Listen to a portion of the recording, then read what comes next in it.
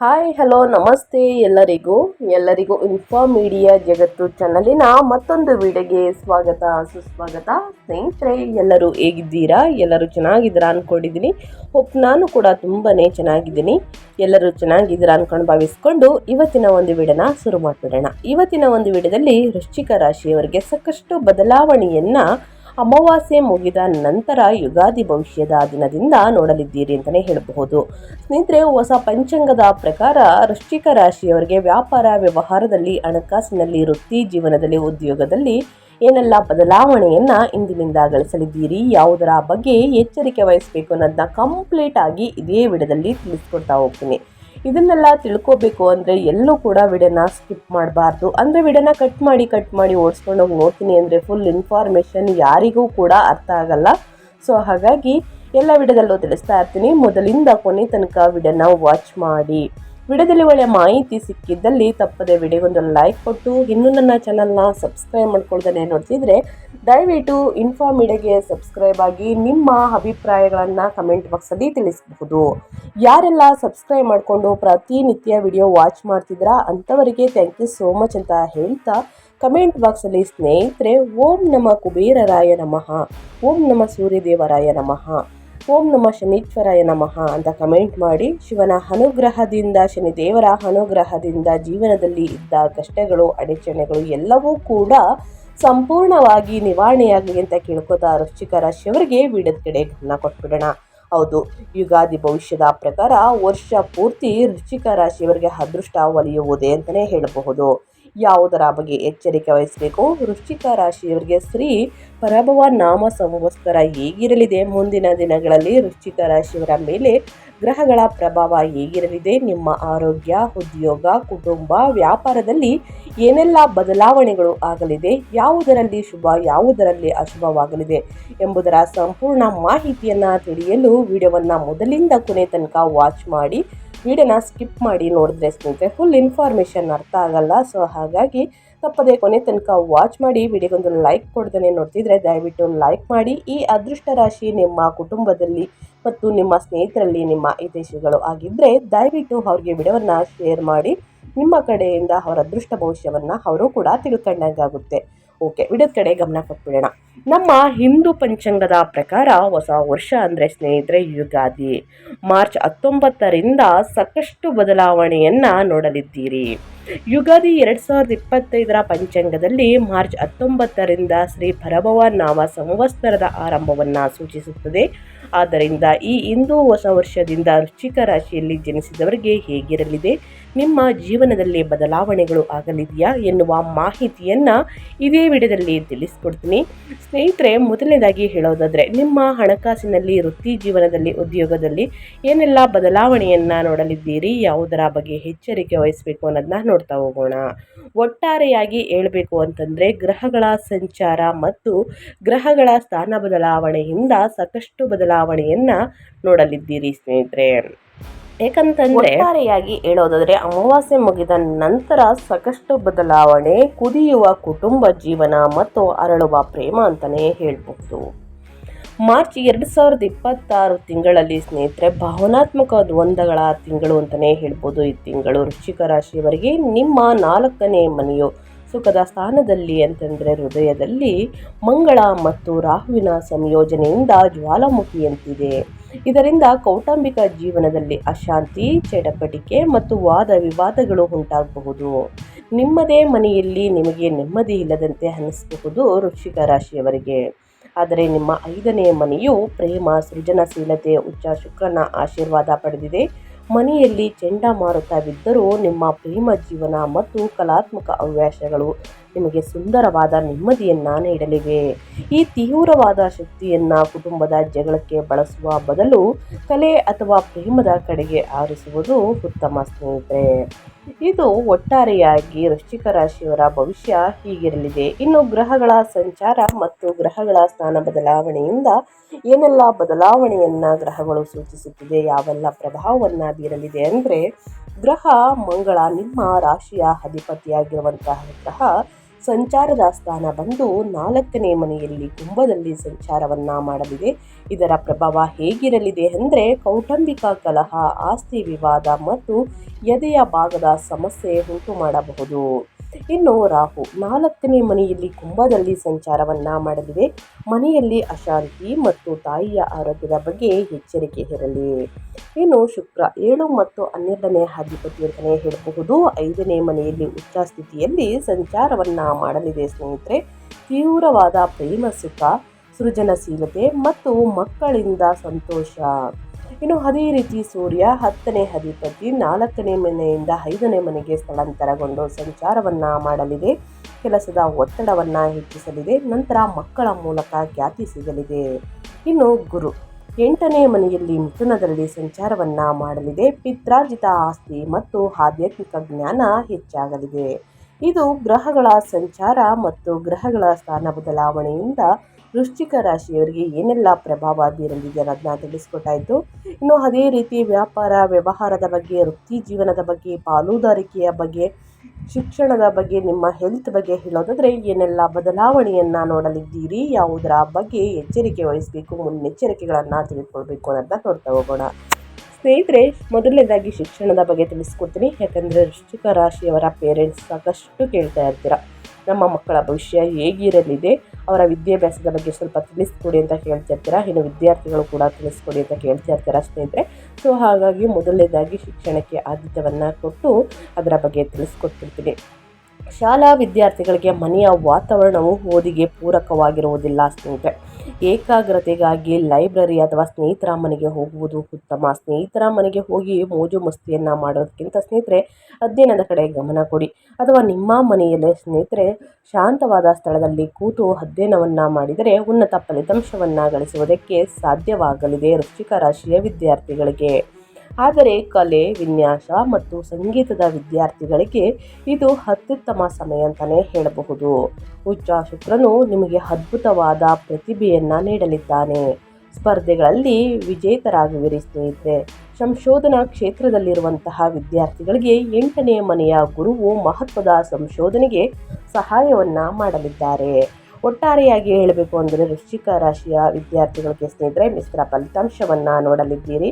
ಸರಿಯಾದ ಸಮಯಕ್ಕೆ ಕೂತು ಅಧ್ಯಯನವನ್ನು ಮಾಡಿ ಸ್ನೇಹಿತರೆ, ಶಾಂತವಾದ ಸ್ಥಳದಲ್ಲಿ ಕೂತು ಅಧ್ಯಯನವನ್ನು ಮಾಡಿ ಆತಂಕ, ಭಯ ಎಲ್ಲವೂ ಬಿಟ್ಟು ಪರೀಕ್ಷೆಯ ಕೊಠಡಿಯಲ್ಲಿ ಸ್ನೇಹಿತರೆ ಬರೆಯುವುದು ಬಹಳ ಮುಖ್ಯವಾಗುತ್ತದೆ. 1 ಮತ್ತು 2 ಬಾರಿ ಪರಿಶೀಲಿಸಿ ನಂತರವೇ ಪತ್ರವನ್ನು ಅಂದರೆ ಪೇಪರನ್ನು ಕೊಡುವುದು ಉತ್ತಮ. ಯಾಕಂದರೆ ಗೊತ್ತಿದ್ದು ಆತಂಕದಿಂದ, ಭಯದಿಂದ ತಪ್ಪು ಮಾಡುವಂತಹ ಚಾನ್ಸಸ್ ಅತಿ ಹೆಚ್ಚಾಗಿದೆ. ಸೊ ಹಾಗಾಗಿ ಅದರ ಬಗ್ಗೆ ಎಚ್ಚರಿಕೆ ವಹಿಸಿ ಹನುಮಾನ್ ಚಾಲಿಸವನ್ನು ಪಠಿಸಿ ಪ್ರತಿದಿನ ಆತಂಕ, ಭಯ, ಗೊಂದಲ ಎಲ್ಲವೂ ದೂರ ಹೋಗಲಿದೆ ಸ್ನೇಹಿತರೆ. ಇನ್ನು ಅದೇ ರೀತಿ ನಿಮ್ಮ ಫ್ಯಾಮಿಲಿ ಬಗ್ಗೆ ಹೇಳೋದಾದರೆ ಏನೆಲ್ಲ ಬದಲಾವಣೆಯನ್ನು ವೈವಾಹಿಕ ಜೀವನದಲ್ಲಿ ನೋಡಲಿದ್ದೀರಿ, ನಿಮ್ಮ ಪ್ರೇಮ ಜೀವನದಲ್ಲಿ, ನಿಮ್ಮ ಕುಟುಂಬದಲ್ಲಿ ಒಟ್ಟಾರೆಯಾಗಿ ಏನೆಲ್ಲ ಬದಲಾವಣೆಗಳನ್ನು ನಿಮ್ಮ ಸಂಬಂಧಗಳಲ್ಲಿ ನೋಡಲಿದ್ದೀರಿ, ಯಾವುದರ ಬಗ್ಗೆ ಎಚ್ಚರಿಕೆ ವಹಿಸಬೇಕು ಅನ್ನೋದನ್ನ ನೋಡ್ತಾ ಹೋಗೋಣ. ಈ ತಿಂಗಳು ಕುಟುಂಬ ಜೀವನವು ಒಂದು ಯುದ್ಧ ಭೂಮಿಯಂತೆ ಇರಬಹುದು.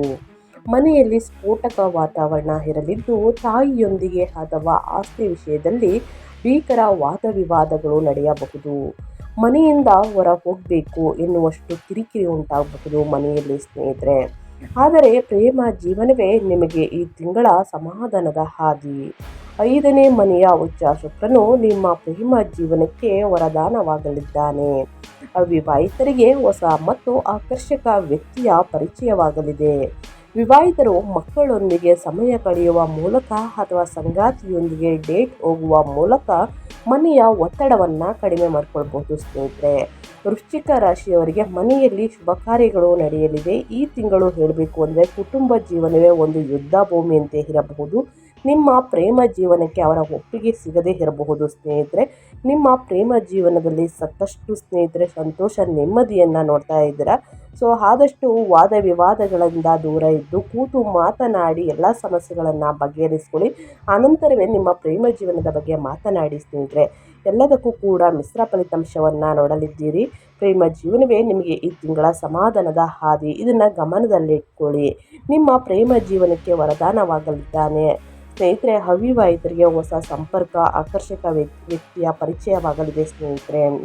ಇದು ಮದುವೆಗೂ ಕೂಡ ತಿರುಗಬಹುದು. ಮನೆಯಲ್ಲಿ ಶುಭ ಕಾರ್ಯಗಳು ನಡೆಯಬೇಕಾದರೆ ಸ್ನೇಹಿತರೆ ಸಣ್ಣ ಪುಟ್ಟ ವಾದ ವಿವಾದಗಳನ್ನು ಮಾಡುವುದಕ್ಕೆ ಹೋಗಬೇಡಿ.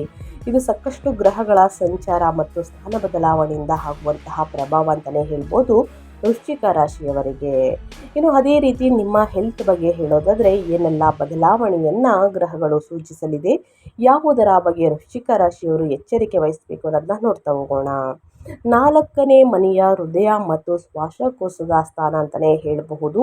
ಮಂಗಳ ಮತ್ತು ರಾಹು ಇಲ್ಲಿದ್ದು ಸ್ನೇಹಿತರೆ ಅಂಗಾರಕ ಯೋಗ ಸೃಷ್ಟಿಸುತ್ತಿರುವುದರಿಂದ ಶ್ವಾಸಕೋಶದ ಬಗ್ಗೆ ಮತ್ತು ಹೃದಯದ ಬಗ್ಗೆ ಸ್ನೇಹಿತರೆ ಎಚ್ಚರವಿರಲಿ.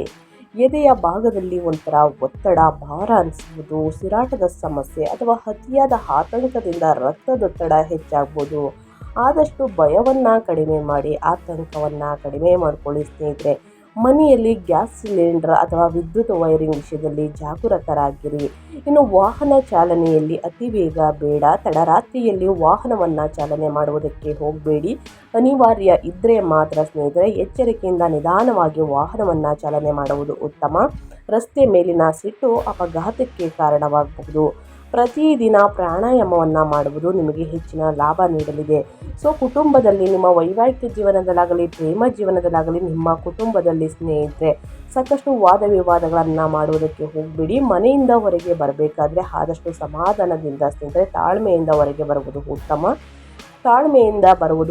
ಯಾಕಂದರೆ ಸ್ನೇಹಿತರೆ ಸಣ್ಣ ಪುಟ್ಟ ಅಪಘಾತಗಳನ್ನು ಗ್ರಹಗಳು ಸೂಚಿಸುವ ಕಾರಣ ವಾದ ವಿವಾದದಿಂದ ಸಿಟ್ಟಿನಿಂದ ಬರುವುದು ಒಳಿತಲ್ಲ.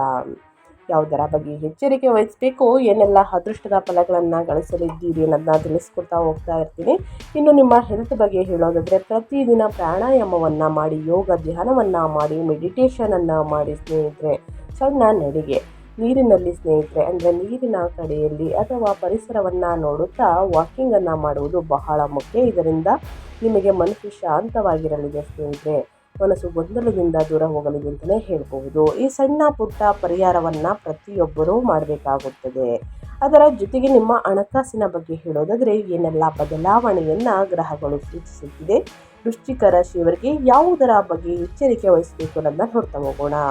ಆರ್ಥಿಕವಾಗಿ ಇದು ಆಸ್ತಿಗಳ ಮೇಲೆ ಹೆಚ್ಚಿನ ವೆಚ್ಚ ಮಾಡುವಂತಹ ತಿಂಗಳು. ಮನೆ ನವೀಕರಣ, ವಾಹನ ರಿಪೇರಿ ಅಥವಾ ಹೊಸ ಆಸ್ತಿ ಖರೀದಿಗಾಗಿ ದೊಡ್ಡ ಮೊತ್ತದ ಹಣ ಖರ್ಚಾಗಬಹುದು. ಆಸ್ತಿ ವ್ಯವಹಾರ ಮಾಡುವಾಗ ದಾಖಲೆಗಳನ್ನು 2 ಬಾರಿ ಪರಿಶೀಲಿಸಿ, ಏಕೆಂದರೆ ರಾಹು ವಂಚನೆಯ ಸಾಧ್ಯತೆಯನ್ನು ಸೂಚಿಸುತ್ತಿದ್ದಾನೆ. ಇನ್ನೊಂದೆಡೆ 5ನೇ ಮನೆಯ ಉಚ್ಚ ಶುಕ್ರನು ಷೇರು ಮಾರುಕಟ್ಟೆ ಅಥವಾ ಸಂಗಾತಿಯ ಹೆಸರಿನಲ್ಲಿ ಮಾಡಿದ ಹೂಡಿಕೆಗಳಿಂದ ಲಾಭ ತರುತ್ತಾನೆ. 8ನೇ ಮನೆಯಲ್ಲಿರುವ ಗುರುವು ವಿಮೆ ಅಥವಾ ಪಿತ್ರಾರ್ಜಿತ ಆಸ್ತಿಯ ಮೂಲಕ ಅನಿರೀಕ್ಷಿತ ಹಣವನ್ನು ತರಬಹುದು, ಆದರೆ ಅದಕ್ಕೆ ಕೆಲವು ಷರತ್ತುಗಳು ಬರಬಹುದು ಸ್ನೇಹಿತರೆ. ಸೊ ಹಣಕಾಸಿನ ವಿಚಾರದಲ್ಲೂ ಕೂಡ ಬಹಳಷ್ಟು ಎಚ್ಚರಿಕೆ ವಹಿಸುವುದು ಉತ್ತಮ. ಇನ್ನು ವೃತ್ತಿ ಮತ್ತು ಉದ್ಯೋಗದ ಬಗ್ಗೆ ಹೇಳೋದಾದರೆ ನಿಮ್ಮ ವೃತ್ತಿ ಜೀವನದ ಮೇಲೆ ಈ ತಿಂಗಳು ಕೌಟುಂಬಿಕ ವಿಷಯಗಳು ಹೆಚ್ಚು ಪ್ರಭಾವವನ್ನು ಬೀರಲಿದೆ. ಮಾರ್ಚ್ 15ರಿಂದನೇ ಸ್ನೇಹಿತರೆ ಸೂರ್ಯನ ಸಂಚಾರ ಇರುವುದರಿಂದ 4ನೇ ಮನೆಯಲ್ಲಿ ಇರುವುದರಿಂದ ನೀವು ಮನೆಯಿಂದಲೇ ಕೆಲಸ ಮಾಡಬಹುದು ಅಥವಾ ರಿಯಲ್ ಎಸ್ಟೇಟ್ ವ್ಯವಹಾರದಲ್ಲಿ ತೊಡಗಬಹುದು. ಆದರೆ ಮಂಗಳ ರಾಹುವಿನ ಸಂಯೋಜನೆಯು ಗಮನ ಬೇರೆಡೆ ಸೆಳೆಯಬಹುದು. ಮನೆಯ ಜಗಳಗಳು ಕೆಲಸದ ಮೇಲೆ ಪರಿಣಾಮ ಬೀರದಂತೆ ನೋಡಿಕೊಳ್ಳಿ. ಇನ್ನು ಮಾರ್ಚ್ 25ರ ನಂತರ ಸ್ನೇಹಿತರೆ ಸೂರ್ಯನು 5ನೇ ಮನೆಗೆ ಬಂದಾಗ ನಿಮ್ಮ ನವೀನ ಆಲೋಚನೆಗಳಿಗೆ ಮನ್ನಣೆ ಸಿಗಲಿದೆ. ನಾಯಕತ್ವದ ಜವಾಬ್ದಾರಿ ಸಿಗುವಂತಹ ಸಾಧ್ಯತೆ ಇದೆ. ಆದರೆ 10ನೇ ಮನೆಯಲ್ಲಿರುವಂತಹ ಕೇತುವು ನಿಮಗೆ ಎಷ್ಟೇ ಕೆಲಸ ಮಾಡಿದರೂ ತೃಪ್ತಿ ಇಲ್ಲದಂತೆ ಮಾಡಬಹುದು. ಆದಷ್ಟು ತಾಳ್ಮೆಯಿಂದ ನಿಮ್ಮ ಕೆಲಸ ಮುಂದುವರಿಸಿ ಸ್ನೇಹಿತರೆ, ಒಳಿತಾಗಲಿದೆ. ಈ ಸಣ್ಣ ಪುಟ್ಟ ಗಮನವನ್ನು ನಿಮ್ಮ ವ್ಯಾಪಾರ ವ್ಯವಹಾರದಲ್ಲಿ ಪಾಲುದಾರಿಕೆಯಲ್ಲಿ ಕೊಡಿ ಅಂತ ಹೇಳ್ತಾ ಇನ್ನು ಈ ತಿಂಗಳಲ್ಲಿ ಅನುಸರಿಸಬೇಕಾದ ಜ್ಯೋತಿಷ್ಯದ ಕ್ರಮಗಳನ್ನು ತಿಳಿಸ್ಕೊಡ್ತೀನಿ. ಈ ಜ್ಯೋತಿಷ್ಯದ ಪರಿಹಾರವನ್ನು ಅನುಸರಿಸುವುದರಿಂದ ಆದಷ್ಟು ಸಣ್ಣ ಪುಟ್ಟ ಪರಿಹಾರವಾಗಿರುತ್ತದೆ, ದೊಡ್ಡ ಸಮಸ್ಯೆ ಕೂಡ ನಿವಾರಣೆಯಾಗಲಿದೆ.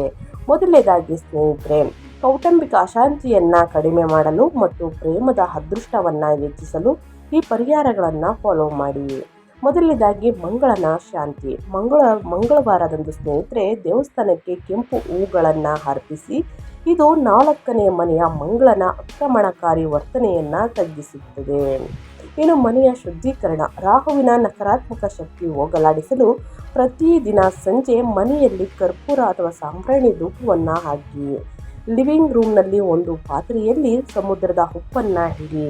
ಇದು ನಕಾರಾತ್ಮಕ ಶಕ್ತಿಯನ್ನು ಹೋಗಲಾಡಿಸಲು ಸ್ನೇಹಿತರೆ ಸಹಾಯವನ್ನು ಮಾಡಲಿದೆ. ಉಪ್ಪು ಲಕ್ಷ್ಮಿಯ ಸಂಕೇತ ಸ್ನೇಹಿತರೆ. ಉಪ್ಪು ಸಮುದ್ರದಲ್ಲೂ ಹುಟ್ಟುವ ಕಾರಣ ಸ್ನೇಹಿತರೆ ಇದನ್ನು ಲಕ್ಷ್ಮಿಯ ಸಂಕೇತ ಎಂದು ಹೇಳಲಾಗುತ್ತಿದೆ. ಮನೆಯಲ್ಲಿ ಹಣಕಾಸಿನ ಸಮಸ್ಯೆಗಳಿದ್ರೂ ಕೂಡ ನಿವಾರಣೆಯಾಗಲಿದೆ. ಸೊ ಹಾಗಾಗಿ ನಿಮ್ಮ ಲಿವಿಂಗ್ ರೂಮ್ನಲ್ಲಿ ಸ್ನೇಹಿತರೆ ಒಂದು ಪಾತ್ರೆಯಲ್ಲಿ ಸಮುದ್ರದ ಉಪ್ಪನ್ನು ಇಡುವುದು ಉತ್ತಮ. ಇನ್ನು ವಾಹನ ಸುರಕ್ಷತೆಗಾಗಿ ವಾಹನದಲ್ಲಿ ಸಣ್ಣ ಗಣೇಶನ ವಿಗ್ರಹವನ್ನು ಇಟ್ಕೊಳ್ಳಿ. ತಡರಾತ್ರಿಯ ಚಾಲನೆಯನ್ನು ತಪ್ಪಿಸಿ. ತಡರಾತ್ರಿಯಲ್ಲಿ ಅತಿ ವೇಗವನ್ನು ಮಾಡೋದಕ್ಕೆ ಹೋಗಬೇಡಿ. ಬೆಳಗ್ಗೆನೂ ಕೂಡ ಅತಿ ವೇಗ ಒಳಿತಲ್ಲ ಸ್ನೇಹಿತರೆ, ಇದನ್ನು ಗಮನದಲ್ಲಿಟ್ಕೊಳ್ಳಿ. ವಿಘ್ನಗಳನ್ನು ನಿವಾರಣೆ ಮಾಡುವಂತಹ ಗಣೇಶನ ವಿಗ್ರಹವನ್ನು ಇಟ್ಕೊಳ್ಳಿ ಸ್ನೇಹಿತರೆ, ಒಳಿತಾಗಲಿದೆ. ಇನ್ನು ಶುಕ್ರನ ಬಲ. ಶುಕ್ರನ ಶುಭ ಫಲಕ್ಕಾಗಿ ಶುಕ್ರವಾರದಂದು ಮಕ್ಕಳಿಗೆ ಮತ್ತು ಬಡವರಿಗೆ ನಿರ್ಗತಿಕರಿಗೆ ಹಣ್ಣು ಹಂಪಲುಗಳನ್ನು ಅನ್ನದಾನವನ್ನು ಮತ್ತು ಹಣ ಸಹಾಯವನ್ನು ಮಾಡಿ ಸ್ನೇಹಿತರೆ. ವಿದ್ಯಾರ್ಥಿಗಳಿಗೂ ಕೂಡ ಬುಕ್ಕು ಪೆನ್ನು ಪುಸ್ತಕ ಬೇಕಾಗಿರುವಂತಹ ವಸ್ತುಗಳನ್ನು ದಾನ ಮಾಡುವುದರಿಂದ ವಿದ್ಯಾಭಿವೃದ್ಧಿಯಾಗಲಿದೆ. ಜೊತೆಗೆ ಶುಕ್ರನ ಬಲ ಹೆಚ್ಚಿಸಲು ಸ್ನೇಹಿತರೆ ಈ ಒಂದು ಪರಿಹಾರವನ್ನು ಖಂಡಿತವಾಗಿ ವೃಶ್ಚಿಕ ರಾಶಿಯವರು ಮಾಡಬೇಕಾಗುತ್ತದೆ. ತಪ್ಪದೇ ವೃಶ್ಚಿಕ ರಾಶಿಯವರು ಈ ಪರಿಹಾರಗಳನ್ನು ಮಾಡಿ ಅಂತ ಹೇಳ್ತಾ ನಾನು ವಿಡಿಯೋನ ಎಂಡ್ ಮಾಡ್ತಾ ಇದ್ದೀನಿ. ಇವತ್ತಿನ ಒಂದು ವಿಡಿಯೋದಲ್ಲಿ ಒಳ್ಳೆ ಮಾಹಿತಿ ಸಿಕ್ಕಿದ್ದಲ್ಲಿ ದಯವಿಟ್ಟು ವಿಡಿಯೋಗೆ ಲೈಕ್ ಮಾಡೋದನ್ನ ಮರ್ತಿದ್ರೆ ಲೈಕ್ ಮಾಡಿ. ಇನ್ನೂ ನನ್ನ ಚಾನಲ್ನ ಸಬ್ಸ್ಕ್ರೈಬ್ ಮಾಡ್ಕೊಳ್ಳೋದನ್ನೇ ನೋಡ್ತಿದ್ರೆ ಇನ್ಫಾರ್ಮ್ ಮೀಡಿಯಾಗೆ ಸಬ್ಸ್ಕ್ರೈಬ್ ಆಗಿ ನಿಮ್ಮ ಅಭಿಪ್ರಾಯಗಳನ್ನು ಕಮೆಂಟ್ ಬಾಕ್ಸಲ್ಲಿ ತಿಳಿಸಬಹುದು. ಯಾರೆಲ್ಲ ಸಬ್ಸ್ಕ್ರೈಬ್ ಮಾಡಿಕೊಂಡು ಪ್ರತಿನಿತ್ಯ ವಿಡಿಯೋ ವಾಚ್ ಮಾಡ್ತಿದ್ರ ಅಂಥವರಿಗೆ ಥ್ಯಾಂಕ್ ಯು ಸೋ ಮಚ್ ಅಂತ ಹೇಳ್ತಾ ನಿಮಗೂ ಮತ್ತು ನಿಮ್ಮ ಕುಟುಂಬಕ್ಕೆ ತುಂಬಾ ಒಳ್ಳೆಯದಾಗಲಿ. ಶನಿದೇವರ ಆಶೀರ್ವಾದ ಶಿವನ ಅನುಗ್ರಹ ನಿಮ್ಮ ಮೇಲಿರಲಿ ಅಂತ ಹೇಳ್ತಾ ಮತ್ತೊಂದು ವಿಡಿಯೋದಲ್ಲಿ ಮತ್ತೊಂದು ಹೊಸ ಭವಿಷ್ಯದಲ್ಲಿ ಸಿಗ್ತೀನಿ. Thank you for watching.